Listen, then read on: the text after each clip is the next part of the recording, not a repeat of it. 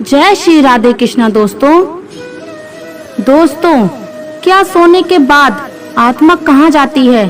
क्या करती है आत्मा का सबसे बड़ा रहस्य क्या है? क्या आप जानते हो? कई लोग इस सवाल का जवाब जानने के लिए इच्छुक रहते हैं। क्या कई बार सोने के बाद हमारी आत्मा परमात्मा से मिलकर आ जाती है? क्या इसलिए हमें सपने आते हैं और सपने में हम कहीं पर भी चले जाते हैं और सपने में पता नहीं क्या क्या होता रहता है। अब आखिर सोने के बाद आत्मा कहाँ जाती है? सोने के बाद आत्मा घूमने के लिए जाती है। अगर कोई बांध ले आत्मा को तो क्या होगा? इस सवाल का जवाब हर इंसान को जानना बेहद ही जरूरी है।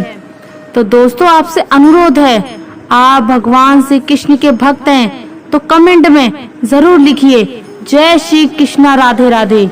कुछ लोग इस वीडियो को स्वीकार नहीं कर पाएंगे क्योंकि उनको लगता है कि यह सब पाखंड है। असल में पाखंड जैसा कुछ नहीं होता है। आत्मा कोई पाखंड नहीं है। आत्मा एक जीव है जो कभी नहीं मरता। कुछ पत्रिकाएं आपको यह बता सकती हैं कि आत्मा नहीं होती, लेकिन मित्रों, एक श्लोक में भगवान कृष्ण कहते हैं कि हे पार्थ, आत्मा को ना शास्त्र काट सकता है, न आग जला सकती है, न उसे हवा उड़ा सकती है और ना ही उसे कोई दुख होता है। आत्मा सदा ही अमर रहती है। तो दोस्तों, कुछ लोग कहते हैं कि सोने के बाद आत्मा पता नहीं कहां-कहां की यात्रा करके आती है। सपनों का मनोविज्ञान शुरू से ही मनुष्य के लिए अजीब सा विषय रहा है। वैज्ञानिकों और मनोचिकित्सकों ने अपने अपने ढंग से इसकी व्याख्या की है।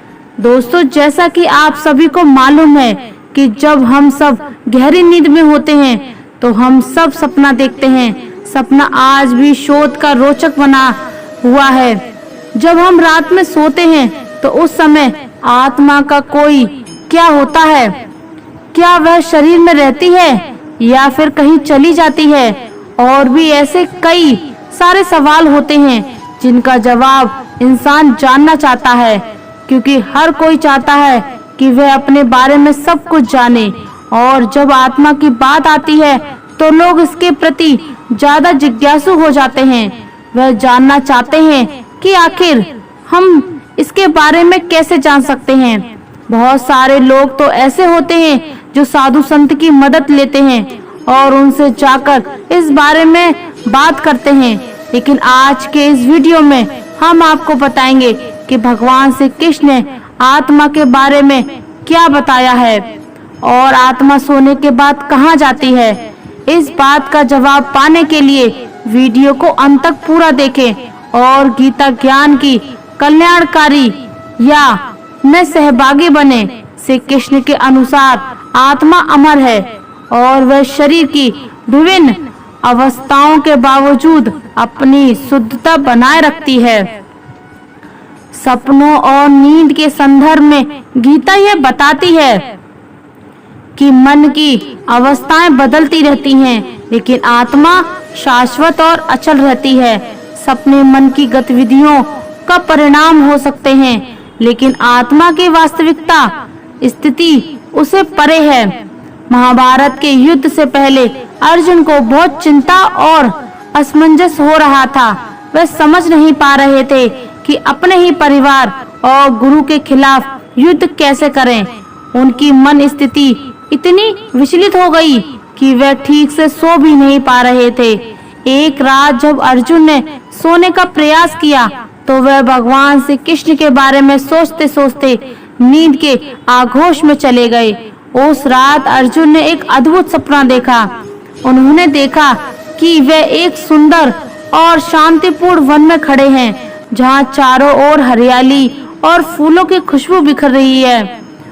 उस वन में उन्हें एक दिव्य प्रकाश दिखाई दिया जो धीरे धीरे उनके पास आने लगा। जब वह प्रकाश उनके निकट आया तो उन्होंने देखा कि वह प्रकाश स्वयं भगवान श्री कृष्ण थे। श्री कृष्ण ने अर्जुन से कहा, अर्जुन, यह सपना नहीं है, यह तुम्हारी आत्मा का दिव्य अनुभव है। सोते समय जब तुम अपने मन की गहराइयों में होते हो तो तुम्हारी आत्मा सूक्ष्म रूप से दिव्य अनुभव कर सकती है। यह अनुभव तुम ये समझाने के लिए है कि आत्मा अमर है और किसी भी प्रकार के बंधन से परे है। अर्जुन ने श्री कृष्ण से पूछा, हे केशव, यदि ये सपना नहीं है तो फिर सपने क्या होते हैं और हमारी आत्मा नींद में कहाँ जाती है? श्री कृष्ण ने उत्तर दिया, जब मनुष्य सोता है तो उसकी आत्मा अपने भौतिक शरीर से थोड़ा अलग हो जाती है, लेकिन वह पूरी तरह से उससे मुक्त नहीं होती है। यह अवस्था जागृत और सुषुप्ति के बीच की हो जाती है। इसी स्थिति में मनुष्य को सपने आते हैं जो उनके मन और आत्मा की गहराई में बसे विचारों, इच्छाओं और भावनाओं का परिणाम होते हैं। सपने मन के विचारों का प्रतिबिंब होते हैं और आत्मा केवल एक साक्षी की तरह इन अनुभवों को देखती है। अर्जुन ने समझा कि सपने आत्मा की यात्रा का एक हिस्सा होते हैं, लेकिन वे पूरी तरह से वास्तविकता नहीं होते। वे मन के खेल होते हैं जो हमारी जागृत अवस्था से जुड़े होते हैं। अर्जुन का यह दिव्य अनुभव उनके लिए एक सीख बन गया। उन्होंने समझा कि आत्मा किसी भी सांसारिक बंधन से परे है और सपने केवल मन के विचारों और प्रतिबिंब है। इस अनुभव के अर्जुन को आत्मिक शांति और साहस दिया, जिससे उन्होंने महाभारत के युद्ध में अपने धर्म का पालन किया। यह कथा इस बात को उजागर करती है कि सोने के बाद आत्मा अपने सूक्ष्म रूप में दिव्य अनुभव कर सकती है। सपने हमारे मन और आत्मा के भीतर की स्थितियों का प्रतिबिंब होते हैं। आत्मा अमर और शाश्वत है, जो किसी भी भौतिक स्थिति के परे है। भगवान श्री कृष्ण के माध्यम से अर्जुन को ये शिक्षा मिली कि आत्मा की यात्रा और सपनों की दुनिया समझने योग्य है, लेकिन इसे वास्तविकता से अलग करके देखना चाहिए। एक बार की बात है, हिमालय की गोद में एक साधु अपने शिष्य के साथ एक गुफा में तपस्या कर रहे थे। साधु बहुत ज्ञानी और अनुभवी थे और उनके शिष्य ने उनके साथ कई वर्षों तक साधना की थी। शिष्य हमेशा अपने गुरु से सवाल पूछता रहता था और ज्ञान प्राप्त करता रहता था। एक दिन शिष्य ने अपने गुरु से पूछा, गुरुदेव, सोते समय हमारी आत्मा कहाँ जाती है और सपने क्यों आते हैं? साधु मुस्कुराए और बोले, बेटा, इस प्रश्न का उत्तर देने के लिए तुम्हें अनुभव होना होगा। आज रात जब तुम सोने जाओ तो ध्यान रखना कि तुम सोने से पहले श्री कृष्ण का ध्यान करो। सोने से पहले जो भी बात हमारे मन में होती है उसका असर हमारे सपनों पर पड़ता है। शिष्य ने गुरु की बात मानी और रात को श्री कृष्ण का ध्यान करते हुए सो गए। सोते ही वह एक दिव्य सपना देखने लगा। उसने देखा कि वह एक विशाल समुद्र के किनारे खड़ा है, जहाँ एक विशाल लहर उसकी ओर बढ़ रही है। लहर के साथ एक अद्भुत प्रकाश आ रहा था, जो उसकी आत्मा को गहराइयों से छू रहा था। शिष्य ने देखा कि वह लहर उसे अपने अंदर समा रही है और वह लहर के साथ ऊपर की ओर उठ रहा है। उस प्रकाश में उसे भगवान श्री कृष्ण का दिव्य रूप दिखाई दिया। श्री कृष्ण ने मुस्कुराते हुए कहा, प्रिय बालक, यह सपना नहीं है, यह तुम्हारी आत्मा का यात्रा है। सपने सोने के बाद आत्मा कई बार दिव्य अनुभव करती है और ये अनुभव तुम्हें तुम्हारे मन की शुद्धता और भक्ति के कारण हो रहा है। श्री कृष्ण ने आगे कहा, सपने हमारे मन के विचारों और इच्छाओं का परिणाम होते हैं, लेकिन जब मन शुद्ध होता है और आत्मा अपने शाश्वत सत्य से जुड़ जाती है तो सपने भी दिव्य अनुभव में बदल जाते हैं। यह अनुभव तुम्हें यह सिखाने के लिए है कि आत्मा अमर और शाश्वत है। सोते समय आत्मा भौतिक संसार से परे होकर दिव्य सत्य के करीब पहुंच जाती है। सुबह होते ही शिष्य जाग उठा और उसने अपने गुरु को वह सपना सुनाया। साधु ने शिष्य को आशीर्वाद दिया और कहा, यह तुम्हारी साधना और भक्ति का प्रणाम है कि तुम्हें यह दिव्य अनुभव हुआ। ये अनुभव तुम्हें ये सिखाने के लिए था कि आत्मा की यात्रा केवल सांसारिक और शारीरिक नींद नहीं बल्कि आत्मिक जागरण से जुड़ी होती है। यह कथा इस बात को उजागर करती है कि सोने के बाद आत्मा की यात्रा केवल भौतिक अनुभवों तक सीमित नहीं होती, बल्कि यह दिव्य सत्य तक पहुंच सकती है। जब मन शुद्ध होता है और आत्मा भक्ति और ध्यान से जुड़ी होती है तो सपने भी दिव्य अनुभव में बदल जाते हैं।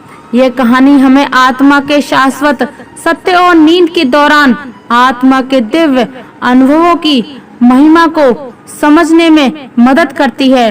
पुराणों के अनुसार आत्मा की गति और उनके किसी लोक में पहुंचना का वर्णन अलग-अलग मिलता है।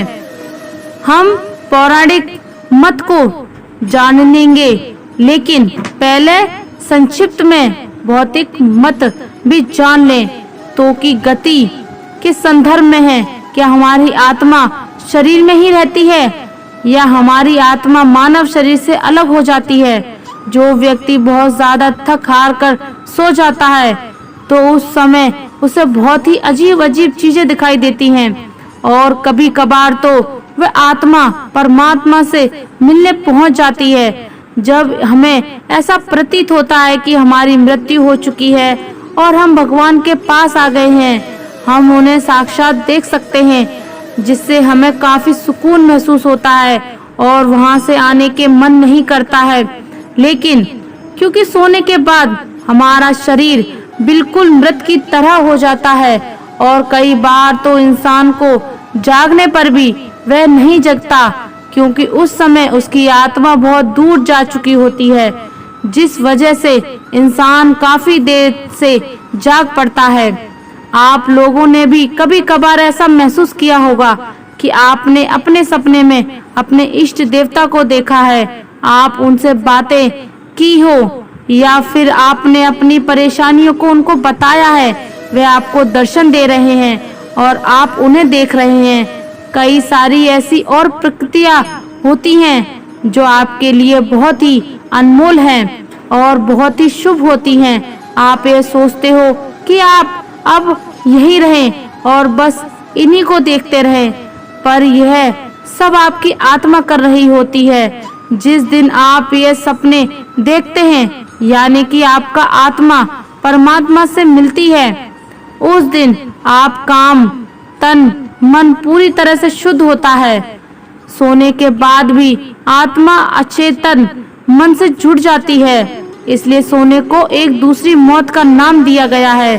सोने के बाद आपकी आत्मा भविष्य के अंदर आ जाती है। कभी-कभी आत्मा आपका भविष्य भी देख लेती है।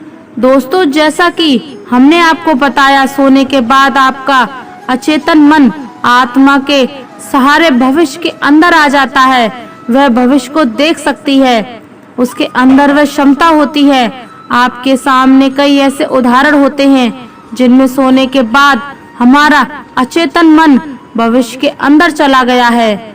आपने कभी खुली आंखों से जो चीज नहीं देखे होंगे, वह आपका बंद आंखों यानी कि सोने के बाद आपका आत्मा देखती रहती है, वरना हम कैसे देख लेंगे? सोने के बाद तो हमारी आंखें बंद हो जाती हैं। आपको भी कई ऐसे सपने आए थे कि वह बाद में सच हो गए। इस तरह के सपने हमें तब आते हैं जब हमारा अचेतन मन भविष्य के अंदर आ चुका होता है, जो सूक्ष्म शरीर के रूप में जीवित व्यक्तियों के अंदर मौजूद रहती है। सूक्ष्म शरीर के आँख, कान, मुख तथा हाथ पैर नहीं होते हैं, फिर भी यह देख सकता है, सुन सकता है, बोल सकता है और स्पर्श कर सकता है। आत्मा के रंग को लेकर ऋषि मुनियों ने कई शोध किए हैं। मृत्यु के समय आत्मा अपने कर्मों को समेटकर अपनी अधूरी इच्छाओं को पूरी करने के लिए अन्य शरीर की खोज में चल देती है और कर्मों के अनुसार ही आत्मा को नया शरीर कर्मफल भोगने के लिए प्राप्त हो जाता है। गरुड़ पुराण में भी यमराज के दरबार का जिक्र किया गया है। वह बिल्कुल इस मंदिर परिसर जैसा ही है, जैसा कि उसमें 4 दिशाओं में 4 द्वार के बारे में बताया गया है। मंदिर में भी 4 दिशाओं में 4 द्वार हैं। यही वजह है कि लोग इसे ही यमराज का मंदिर मानते हैं। इस मंदिर परिसर में चित्रगुप्त के कक्ष में आत्मा के उल्टे पैर भी दर्शाए गए हैं। संसार के प्रत्येक जीव में आत्मा होती है और आत्मा परमात्मा के निकट होती है। हर आत्मा में परमात्मा का अंश होता है, इसलिए सभी प्राणियों को परमात्मा अपने में समाहित करते हैं। जब सभी के भीतर परमात्मा का अंश है तो उससे बैर त्याग कर प्रत्येक जीव में परमात्मा के दर्शन करना चाहिए। अब दोस्तों, इन बातों में कितनी सच्चाई है उनका कुछ भी अंदाजा नहीं लगाया जा सकता। बस हमें तो इतना ही ध्यान रखना है कि हमें हमेशा अच्छे कर्म करने हैं और बुरे लोगों से दूर रहना है और कभी भी किसी के साथ गलत या बुरा नहीं करना है, क्योंकि अगर हम किसी के साथ बुरा या गलत नहीं करेंगे और हमेशा अच्छे ही कर्म करेंगे तो फिर हमें डर किस बात का। फिर तो हमें डरना भी नहीं पड़ेगा, क्योंकि अगर कोई हमें ये कहेगा कि तुम्हें कर्मों का फल भोगना पड़ेगा, तो वह भी हमें दुआ लगेगी, ना कि बद्दुआ। अगर हम गलत काम करेंगे तो हमें डर लगेगा कि हमें तो हमारे कर्मों का फल मिलेगा। इसलिए हमेशा अच्छे कर्म करें और सभी के साथ अच्छा व्यवहार करें और अपनी जिंदगी को अच्छे से जिए। तो दोस्तों, उम्मीद है आज का वीडियो आपको जरूर पसंद आया होगा। अगर वीडियो अच्छा लगा हो तो कमेंट में मन से जय श्री राधे कृष्ण जरूर लिख दीजिए और ऐसे ही वीडियो और पाने के लिए हमारे चैनल को सब्सक्राइब करें, वीडियो को लाइक करें, ज्यादा से ज्यादा शेयर करें। धन्यवाद। जय श्री राधे कृष्ण।